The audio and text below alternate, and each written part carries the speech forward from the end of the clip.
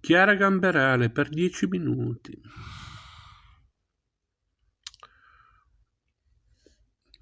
Dieci minuti al giorno, tutti i giorni, per un mese. 10 minuti per fare una cosa nuova mai fatta prima. 10 minuti fuori dai soliti schemi.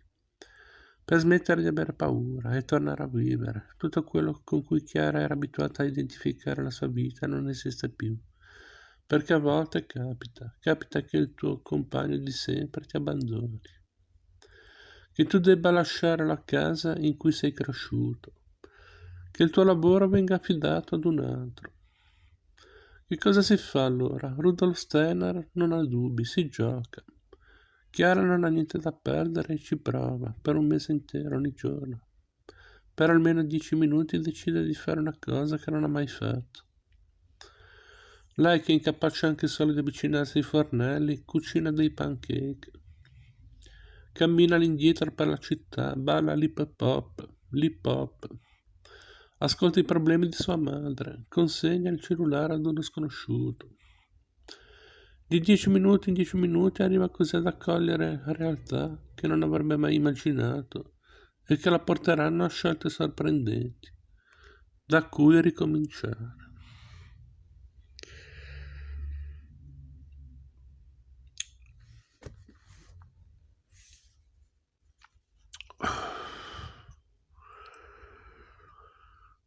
Feltrinelli 2013, 2019, Rizzoli, RCS Media Group.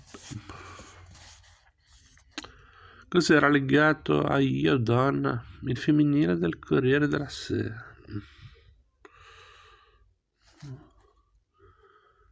Chiara Gamberale per 10 minuti.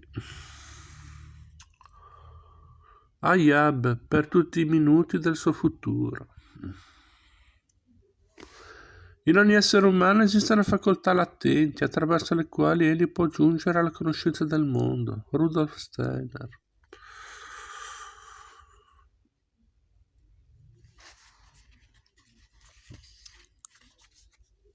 Chiara Gamberale è nata nel 77 a Roma, dove vive. Ha esordito nel 99 con Una vita sottile.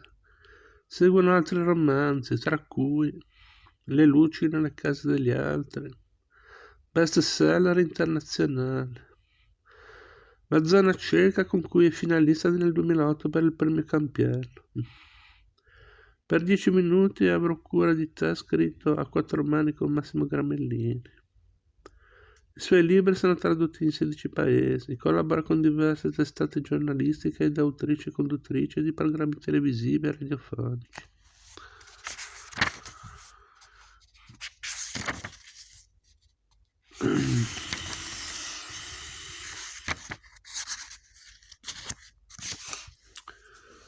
Abitavo nella stessa casa di campagna alle porte di Roma, da sempre, prima con i miei genitori, poi con una serie di coinquilini, poi con l'uomo che sarebbe diventato mio marito. Ero sposata da 10 anni, dato tenevo una rubrica per un settimanale, Pranzi della domenica, che mi portava per una settimana da domenica a domenica a pranzare con una famiglia normalissima o assurda, comunque uguale solo a se stessa e a raccontarla. In meno di un anno, dall'ottobre del 2011 al settembre del 12, mio marito aveva insistito per traslocare in città. Poi era partito per fare un master a Dublino e il giorno prima di tornare mi aveva telefonato per annunciarmi che no, non sarebbe tornato, ma sì, stava bene. E se per un po' non l'avessi più sentito non dovevo preoccuparmi, anzi, il punto era proprio che forse aveva scoperto di stare meglio senza di me. Insomma, aveva bisogno di mettersi in aspettativa dal suo lavoro e dal nostro matrimonio e pensare, da solo, in Irlanda. Il direttore del settimanale intanto non era stato altrettanto sensibile e senza dirmi una parola aveva sostituito la mia sua rubrica con la posta del cuore di una certa Tania Melodia, vincitrice morale dell'ultima edizione del Grande Fratello. Mio padre, mia madre, mio fratello e gli amici, che mentre tutto mi frenava attorno e dentro restavano fermi al loro posto. nei primi tempi. Si erano dati il turno per dormire con me, mi avevano trascinato al cinema, al parco, al karaoke, allo stadio, in vacanza, non si sottraevano alle telefonate inutilmente lunghe, senza tu. Come stai? Cosa pensi? Che fai? Ti permetti forse di esistere nel frattempo? È piena solo di io, non esisto più, sto male, voglio morire, e ora che faccio? Con cui li torturavo. Però giustamente chiuso il telefono avevano la loro vita a cui tornare. L'unica a non avercela più una vita ero io, al suo posto una massa informe, sfilacciata, ferita, che come unico perno su cui girare aveva lo smarrimento. Passato il momento del dolore insopportabile, poi non c'era più neanche quella a farmi un po' di compagnia. Andavo a letto e l'unico pensiero prima di addormentarmi era la speranza di non risvegliarmi. Tanto il grande amore che dovevo avere l'avevo avuto. I romanzi migliori che dovevo scrivere, scusate, li avevo scritti. Di certo non ne avrei scritti altri in cui mi sarei potuta così profondamente esprimere, perché non avrei vissuto nient'altro che mi avrebbe potuto così profondamente toccare. La casa di infanzia era ormai alle spalle e con lei ogni promessa interessante di bene. E allora, se non c'è più da scrivere, se non c'è più da vivere, se non c'è più una famiglia, che ogni settimana quantomeno mi dia l'illusione di essere la mia, che ci sa fare io al mondo? Ripetevo in continuazione ogni lunedì alla mia analista, la dottoressa T, che un giorno di dicembre, ispirata da Rudolf Steiner ed esasperata da me, alla fine di una seduta mi ha buttato lì, intensa e un po' magica con me. Le va di fare un gioco. Qui ci sono dei puntini. Per un mese a partire da subito, per 10 minuti al giorno, faccio una cosa che non ho mai fatto. Cioè, una cosa qualunque, basta che non l'abbia mai fatto in 35 anni. Quasi 36, una cosa qualunque, nuova.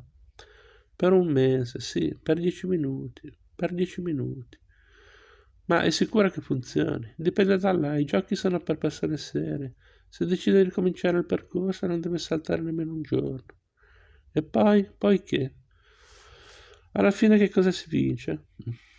Riavrò indietro la mia vita. Ne riparliamo fra un mese, Chiara. Intanto giochi, si impegna e non bari, mi raccomando, arrivederci. Arrivederci. Non avevo niente da perdere, era proprio quello il mio problema. È diventata l'occasione per provarci. Cominciare il gioco dei 10 minuti. Questo che segue è il diario di quel mese. 3 dicembre lunedì, alba 7:20, tramonto 16:40. Uno smalto fucsia. Lo studio della dottoressa T è al centro di Roma, a pochi passi dalla casa dove mio marito e io ci siamo trasferiti 2 mesi e mezzo prima della sua telefonata da Dublino. Fra lo studio e la casa c'è il centro estetico Isla, di Cristina e Tiziana. Scusate. Le uniche persone che non mi sono diventate subito familiari nel quartiere di una città. Le uniche persone, scusate, che mi sono diventate subito familiari nel quartiere di una città che ho sempre sentito vagamente ostile e che da quando mio marito se n'è andato si è trasformata in una costante minaccia. Sono cresciuto e ho sempre vissuto a Vicarello, frazione di un paese a un'ora da Roma, che dorme e s'annoia sul suo lago. Sono state tante cose, lì, triste e felice, con i capelli a caschetto, lunghi e corti, con il morbillo, le ginocchia sporche. Ho avuto gli incubi dei 10 anni, i segreti tremendi dei 15, le delusioni dei 20, gli stupori dei 25. Ho fatto le cazzate dei 10, dei 15, dei 20 e dei 25, mentre di là cucinava mia madre. Usciva e rientrava mio padre. Nasceva mio fratello, passeggiava un gatto, un cane, un altro cane, un coinquilino, un altro coinquilino, un altro ancora. Mi sono innamorata, sono stata ricambiata, ma poi no. Lasciata, ma poi no, annoiata, noiosa, voluta, perduta, cretina, moglie, sempre e comunque protetta. Chiara Gamberale per 10 minuti.